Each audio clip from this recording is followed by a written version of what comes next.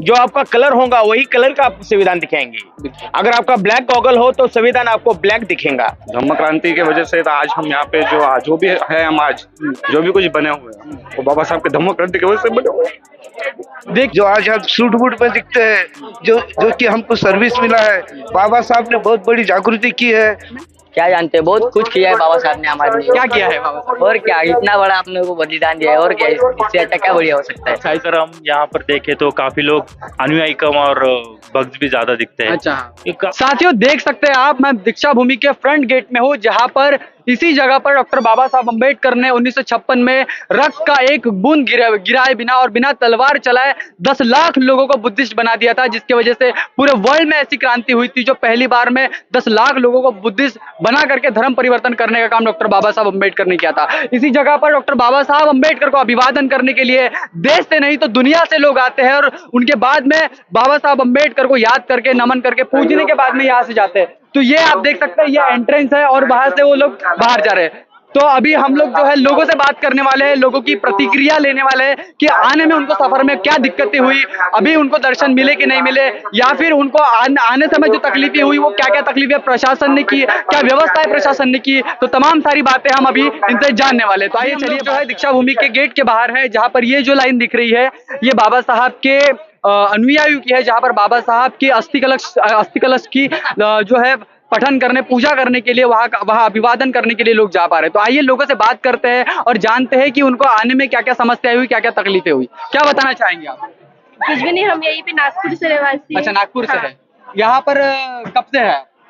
हो गए 3 साल। 3 साल हो गए। कितनी बार आ चुके हैं आप? हर बार आते हैं, नेक्स्ट ईयर भी आए। पिछले बार आए थे तो क्या कितनी व्यवस्था हो गई थी? कुछ भी नहीं था, सिर्फ फिलहाल मैं अकेली थी यहाँ पे। तो लोग जो है यहाँ पर लोकल के भी है और बहुत बाहर से भी आए। सर क्या बताना चाहेंगे आज के दिन? हम लोग भद्रावती से आए। भद्रावती से आए? हाँ, और ये हमारे दूसरी बार यहाँ आना। अच्छा। और बहुत अच्छी व्यवस्था है।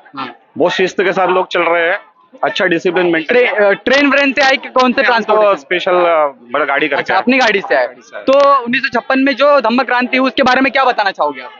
धम्म क्रांति की वजह से तो आज हम यहाँ पे जो भी है, हम आज जो भी कुछ बने हुए हैं वो बाबा साहब के धम्म क्रांति की वजह से बने हुए हैं।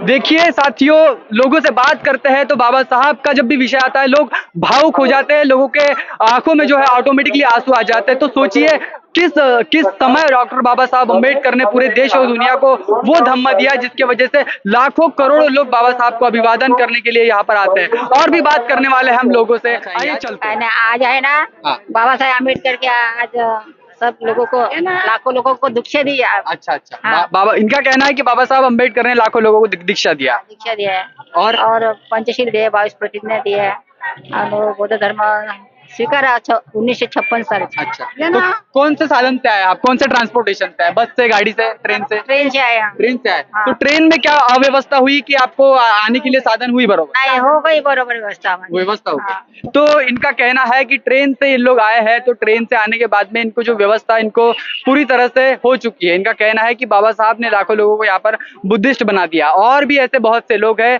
जो यहाँ पर बाबा साहब को अभिवादन करने आए कुछ अभी बात करेंगे हम कुछ युवाओं से और इसके साथ में जानेंगे उनकी प्रतिक्रिया क्या है। दर्शन लेने आए हैं यहाँ पे। दर्शन लेने आए हैं बाबा साहब। हाँ। क्या जानते हैं बाबा साहब के बारे में? क्या जानते हैं, बहुत कुछ किया है बाबा साहब ने हमारे लिए। क्या किया है बाबा साहब? और क्या, इतना बड़ा अपने को बलिदान दिया है, और क्या इससे अच्छा क्या बढ़िया हो सकता है। अच्छा, इतना बड़ा संविधान दिया, ऐसा बोल रहे हो? हाँ, फिर कौन से क्लास में पढ़ते हैं आप? हम 9 क्लास में। अच्छा, आप कहाँ से हो? हम भी बुल्ढाना जिला से। बुल्ढाना जिला। हाँ। कितने लोग आए हो? हम बस 3 ही आए, परिवार पीछे। परिवार पीछे। हाँ। तो आने में क्या दिक्कत हुई तुमको? कुछ भी नहीं दिक्कत हुई। कोई दिक्कत बस। नहीं हुई? कहाँ से आए हो? ट्रेन से? ट्रेन से आए।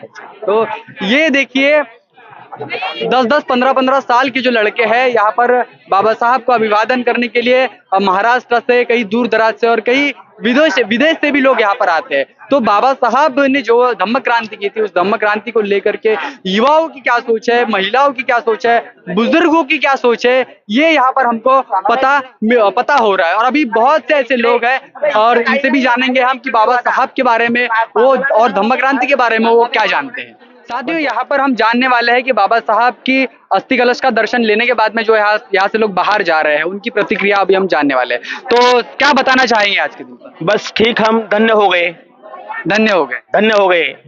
क्या हम कीड़ा मकोड़े के तरह जीते थे। बाबा साहब ने हमें धर्मांतर करके हमारा पूरा देह का सोना बनाया और यहाँ हम लग रहे कि पूरा जो भी हमारा अगर हमें जन्म अगर मिला, कोई और एक दफे जन्म मिला तो यही बाबा साहब के जन्म में डाल दिए, बाबा साहब के अनुयायी बना दिए। इससे ज्यादा हम कुछ बोल नहीं सकते। हमारा देह का सोना हो गया, हम जन्मों में धन्य हो गए। इनका कहना यह है कि अगला जन्म भी अगर हमें मिलता है तो बाबा साहब को मानने वाले समाज में हमें पैदा कीजिए। कहाँ से सर आप? सातारा। सातारा से। क्या नाम है आपका? शैलेंद्र वाघमारे। शैलेंद्र वाघमारे। तो एक चीज बताइए, अभी तो जो है देश में बाबा साहब अम्बेडकर की धम्म क्रांति हो चुकी है, संविधान भी लागू हो चुका है, लेकिन संविधान, बाबा साहब ने कहा था कि संविधान कितना भी अच्छा क्यों ना हो, चलाने वाले, संचालन करने वाले अच्छे नहीं है तो संविधान बुरा साबित होगा। तो क्या कहना चाहोगे आप इस बात पर? क्योंकि आज जो है हमारे समाज की जो हक और अधिकार को लेकर के जो है सरकारें हमेशा छेड़खानी करती रहती है, क्या बताना चाहोगे इसके? ये गलत है। लेकिन देखिए, संविधान तो अच्छा है मगर इसके चलाने वाले अच्छे नहीं है। जैसा आप गॉगल पहनेंगे, जो आपका कलर होगा वही कलर का आपको संविधान दिखाएंगे। अगर आपका ब्लैक गॉगल हो तो संविधान आपको ब्लैक दिखेगा, अगर आपका व्हाइट गॉगल हो तो आपको संविधान व्हाइट दिखेगा। लेकिन संविधान अच्छा है। संविधान के सरा अभी जो पिछले साल में महामारी आई थी तो बाबा साहब के संविधान ने देश को बचाया। अगर संविधान नहीं था तो देश बच नहीं सकता था, इसलिए संविधान अच्छा है। अब आपका गॉगल कैसा है उसके ऊपर रहेगा संविधान। नहीं, लेकिन आप अभी आप गॉगल की बात कर रहे हैं तो गॉगल चेंज करने का जो तरीका है बाबा साहब अम्बेडकर ने वोट के माध्यम से दिया हुआ है। अच्छा। तो इस वोट को अगर आप सही तरीके पे दोगे तभी तो चश्मा बदलेगा ना। क्या कहोगे इसके ऊपर? इसके ऊपर क्या है, ये वोट बाबा साहब ने दिया है बराबर, लेकिन इसका गलत इस्तेमाल किया जाता है। पैसे वाले लोग गलत तरह से आदमी को पैसा दे के वोट खरीदी करता है और लेने वाले की भी गलती है, लेकिन वो पैसे के आगे सब छूट है। लेकिन बाबा साहब का कहना यह है कि जब तक कि तुम अपने हक और अधिकार के प्रति सजग नहीं हो जाओगे, गुलामों को गुलामी का एहसास जब तक कि नहीं होगा, तब तक कि जो है तुम अपने हक और अधिकार को छीन नहीं पाओगे। तो इसीलिए डॉक्टर बाबा साहब अम्बेडकर कहते हैं कि संविधान संचालन करने के लिए तुमको शासन करनी, जमात और जात बननी है, तुमको संसद में जाना है। इसके लिए क्या बोलोगे? तो इसके लिए तो हम बाबा साहब के अनुयायी है, कम लग रहे हैं। कारण कम होने के बाद से सरकार तो बनी नहीं सकती। जो भी सरकार बनेंगी तो कठपुतली बनेंगी, कठपुतली बन गई तो हमारे आदमी अगर शासन में गए तो निर्णय तो ले सकते, क्योंकि वो किसी के तो कंधे पे बैठ के गए हैं ना, वो कंधे पे बैठ के गया वो आदमी खुद निर्णय ले नहीं सकता। जिसके कंधे पर बैठा है वो बोलेगा वही सुनेगा ना ऊपर। तो इनका कहना यह है कि जब तक कि तुम संविधान को बदलने के लिए संविधान के आंखों को देखने वाला जो चश्मा है वो नहीं बदलोगे, तब तक कि जो है तुम्हारा संविधान अच्छा नहीं दिखेगा। और बाबा साहब अम्बेडकर के जितने भी विचार है उनको पढ़ने की जरूरत है, पूजने की जरूरत नहीं। और इसी बात को लेकर के और भी तमाम साथियों से हम लोग बात करने वाले। सर, मेरे एक दोस्त है जो कि अम्बेडकरी मतलब मूवमेंट में बहुत सक्रिय है, एक्टिव है और औरंगाबाद से है। तो आइए इनसे बात कर रहे हैं। हाँ सॉरी, नांदेड़ से है। तो आइए इनसे बात करते हैं, कैसा लग रहा है यहाँ पर आकर? सबसे पहले तो सभी को जय भीम, क्रांतिकारी जय भीम, जय बुद्धा, जय भारत। सभी को धम्म चक्र परिवर्तन दिन की बहुत सारी ढेर सारी शुभकामनाएं। आज यहाँ पर आके 2 साल के बाद, जो 2 साल का जो लॉकडाउन था उसके बाद लोगों ने काफी अच्छी प्रतिक्रिया दी है। काफी लोग जुड़े हैं। 14 अक्टूबर है, 14 जनवरी है, 6 दिसंबर है, 14 अप्रैल है। ऐसे जो छोटे छोटे इवेंट्स है, जिस तरह हम सब मिल जाते हैं, सभी विचारधारा के लोग, फुले शाह अम्बेडकर विचारधारा के लोग, हम सब जुड़ जाते हैं। इसी तरह मुझे ऐसा लगता है कि हर एक अपनी यूथ ने अभी कैंपेनिंग शुरू करना चाहिए। जो विचारधारा के लोग हैं, जो विचारधारा की यूथ है, उनको एक साथ जुड़ने का मौका देना चाहिए। जिस तरह हम यहाँ पे आते हैं तो कई लोग जो मूवमेंट से रिलेटेड है, जो काफी अपने अपने क्षेत्र में, अच्छे राज्यों में, क्षेत्र में, जिले में, तालुके में, हर तरफ अपनी अपनी तरह से मूवमेंट चलाते हैं। और मूवमेंट का नाम ही है कि हम समाज को क्या देते हैं जी, यही एक मूवमेंट है। पे बैक टू सोसाइटी, या पे बैक टू सोसाइटी, हमें समाज को देना है, वही मूवमेंट है। तो युवा का कहना है कि ज्यादा से ज्यादा समाज ने जो है मूवमेंट की तरफ ध्यान देना चाहिए और पे बैक टू सोसाइटी की बात करना चाहिए। जो अभी बाबा साहब अम्बेडकर को लेकर के युवा जितने भी है, बाबा साहब को समझने की जगह, बाबा साहब को पढ़ने की जगह उनका जो है पूजने का काम ज्यादा कर रहे हैं। इसके ऊपर क्या बोलना चाहोगे आप? हाँ, ये एक चीज देखी जाए, हम भी अगर हम यहाँ पर देखें तो काफी लोग अनुयायी कम और भक्त भी ज्यादा दिखते हैं। अच्छा, हाँ। कि काफी लोग यही सोचते हैं कि बस कब 14 अक्टूबर आए हम जाए वहाँ पे कुछ खरीदी करें, या वही ढंग में आना, वही सफेद कपड़े पहनना, वही हर एक चीज। लेकिन सोच के हिसाब से देखा जाए तो एक कुछ परिवर्तन दिख भी रहा है, क्योंकि अगर देखा जाए तो जैसा बाबा साहब ने कहा है कि एजुकेशन लेना चाहिए। फर्स्ट प्रिपरेशन उनका यही था कि एजुकेशन। तो यहाँ पे अगर देखोगे आप, काफी बुक स्टॉल है यहाँ पे, काफी लोग जो मूवमेंट से जुड़े हैं और विचारधारा के लोग हैं वो आते हैं, बस पैर पड़ते हैं, उसके बाद सीधा बुक स्टॉल की तरफ जाते हैं। बाबा साहब कहते भी है कि ये जो जनता है, सभी को संबोधते हुए कहा है बाबा साहब ने कि ये मंदिर की सीढ़ियां चढ़ने से अच्छा है कि ये लाइब्रेरी की तरफ मुड़े, ताकि उस वक्त भारत काफी बड़े स्तर पर नाम होगा आपका भारत। तो इनका कहना है कि बाबा साहब अम्बेडकर ने जो कहा था कि अगर तुम किताबों के सामने झुक जाओगे तो दुनिया तुम्हारे सामने झुक जाएगी, और इसी बात को इन्होंने कहा है और युवाओं को मैसेज दिया। आज के दिन का क्या मैसेज देना चाहोगे? आज के दिन यही है कि भारत, जो बाबा साहब का सपना है कि भारत बुद्ध करने का, तो वो हम सब के कंधों पर वो जिम्मेदारी है कि हम सब उसमें जुड़े, और ताकि यहाँ पे आने वाले सभी लोगों को मैं यही कहना चाहूंगा कि आप भी अपनी तरफ से जितना हो सके, बाबा साहब बोलते हैं कि आपको लिखना आता है तो आप लिखिए, आपको पढ़ना आता है तो पढ़िए, आपको जो काम आता है वो मूवमेंट में लगाइए। सो इससे टाइम, ट्रेजर और टैलेंट की जो बात है आप कह रहे हैं, हाँ, वो सब कुछ चीज है जो वो एक जगह पे आप मिलोगे तो तब कुछ तो वापस से मिलेगा ही, आपको क्रांति मिलेगा ही। तो ये बात है। तो अभी हमारे साथ में एक बुजुर्ग है, कैसा लग रहा है आपको यहाँ पर आके? यहाँ आने के बाद मुझे बहुत ही अच्छा लग रहा जी, लेकिन दिल में एक बात घूम रही जी कि 14 अक्टूबर 1956 में डॉक्टर अंबेडकर ने हमको बुद्ध धम्म बता दिया, जी, लेकिन समाज के लोगों ने जैसा अपने को संदेश दिया कि नथी में शरणंग यंग बुद्धो में शरणंग बरंग ये तेन सच्च वचनम होतु में जय मंगलम, इसके बुद्ध के अलावा किसी से मैं सिर नहीं झुकाऊंगा। तो भी अपने जो बुद्धिस्ट लोग हैं, ये लोग हर देवी देवते की पूजा करते हैं, इसलिए डॉक्टर बाबा साहब अम्बेडकर ने 22 प्रतिज्ञा दिए हैं। क्या 22 प्रतिज्ञा का पालन अच्छी तरह से करना चाहिए और पंचशील का आचरण करना चाहिए, क्यों लोगों में ये बहुत खर्रा, दारू, मटका ये बुरी चीज है, इससे तुम बचो। ये बाबा साहब अम्बेडकर का संदेश है, यहाँ से जो आएगा उन्होंने बाबा साहब का संदेश लेके जाना। तो मराठी में एक बात बोलता मैं, आकाश मोजतो मी भीमा तुझ्यामुळे, बगलीतली झोडी गेली भीमा तुझ्यामुळे, डोक्यावरली मोडी गेली भीमा तुझ्यामुळे, गद्याचे घोडे झाले भीमा तुझ्यामुळे, शहाण्याचे गदे झालो आम्ही आमच्यामुळे, असं होऊ नये।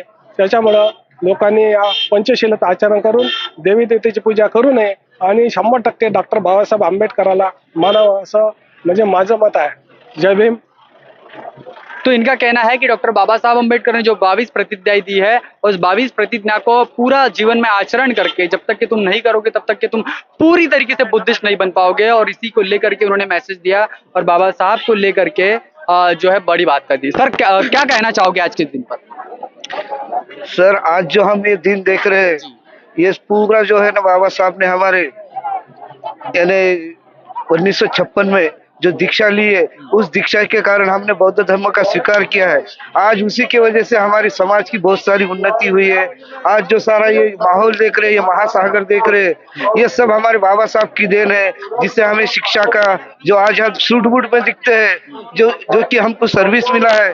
बाबा साहब ने बहुत बड़ी जागृति की है, लेकिन कुछ लोगों ने बाबा साहब के विचारों से हमको अलग करने की कोशिश कर रहे हैं, जो कि हमारे समाज ने उन लोगों के बहकाव में न आके जो बाबा साहब ने हमको मिशन दिया है, उस मिशन की पूरा ध्यान देके हमारे समाज की या देश की, हमारे बांधों की उन्नति की, यही आज के दिन का हम मिशन मूवमेंट की आपने बात की है कि बाबा साहब के मिशन को कुछ लोगों ने जो है खराब कर दिया, कुछ लोगों की वजह से जो है समाज टूट रहा है। कौन है वो लोग? क्या बताना चाहोगे उनको?